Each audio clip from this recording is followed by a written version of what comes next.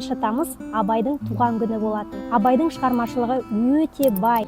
Оның әндерінен бөлек күйлері бар екенін білесіз бе? Абайдың екі белгілі күйі бар. Бұл Торы жорға және Май түні.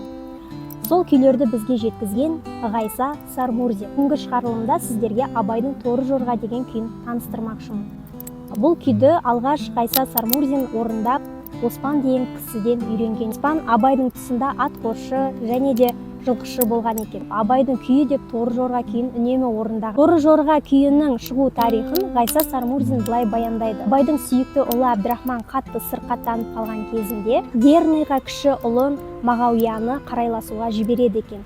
Сол кезде Мағауия ұлы жүзден шыққан Дат деген кісімен танысып, ол кісі Абайдың ұлы екенін біліп, құрметтеп, қатты сыйлағаннан кейін астындағы Торы жорғасын сыйлайды екен. Бұл күй туралы Мұхтар Әуезов Абай жолы романында өте әдемі суреттеген болатын. Ал енді сіздерге үзіндісін орындап берейін.